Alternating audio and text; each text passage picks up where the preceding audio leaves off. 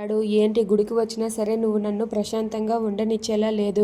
అయినా నువ్వు నాకు దూరంగా ఉండొచ్చు కదా అని చెప్పి అక్కడ ఉన్న ఆదిత్య అంటాడు. దాంతో ఆనంది అయితే నేను మీ వెనక నడిస్తే మీకేంటి ప్రాబ్లం?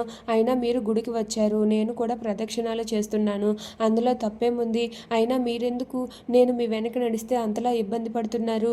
మీరు నన్ను బిజినెస్ పార్ట్నర్గానే చూస్తున్నారా లేదంటే ఇంకేదైనా ఆలోచిస్తున్నారా అని చెప్పి ఆనంది అడుగుతుంది.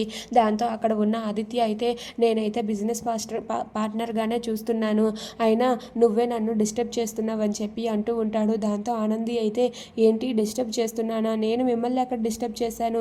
అయినా నా కారణంగా మీరు ఏమైనా ఇబ్బంది పడితే అలాగా, నా కారణంగా మిమ్మల్ని నేను ఏ ఇబ్బంది పెట్టలేదు కదా, మీరెందుకు అంతలా డిస్టర్బ్ అవుతున్నారు? అంటే మీరు బాగా ఎడిట్ అయ్యారా నా వైపు అని చెప్పి అంటుంది. దాంతో అక్కడ ఉన్న ఆదిత్య అయితే నాకు అలా ఏం లేదు, నేను నీ గురించి ఏం ఆలోచించటం లేదు, నువ్వే నా పక్కన వచ్చి నడుస్తూ ఉంటే నాకే ఇబ్బందిగా ఉంది అని చెప్పి ఆదిత్య అంటాడు. దాంతో ఆనంది అయితే మీరు గుడికి అప్పుడప్పుడు మాత్రమే వస్తారు, కానీ ఈ ఆనంది ఈ గుడిలో పర్మనెంట్గా ఉండిపోతుంది, కానీ మీరు ఎందుకు ఇంతలా ఆలోచిస్తున్నారో నాకు అర్థం కావట్లేదు అని చెప్పి ఆనంది అంటుంది. దాంతో ఆదిత్య అయితే గుడికి వచ్చినా సరే నువ్వు నన్ను ప్రశాంతంగా ఉండనివ్వవా అని చెప్పి అంటూ ఉంటాడు. దాంతో ఆనంది అయితే మీరు ప్రశాంతతను కోల్పోతున్నారు, నేనేం చేస్తాను ఆదిత్య గారు అని చెప్పి ఆనంది ఆదిత్యతో అంటుంది. దాంతో ఆదిత్య అయితే బాబోయ్ నేను మరి నీతో వాదించలేను అని చెప్పి అక్కడ ఉన్న ఆదిత్య ఆనందితో అని అక్కడి నుండి వెళ్ళిపోతాడు.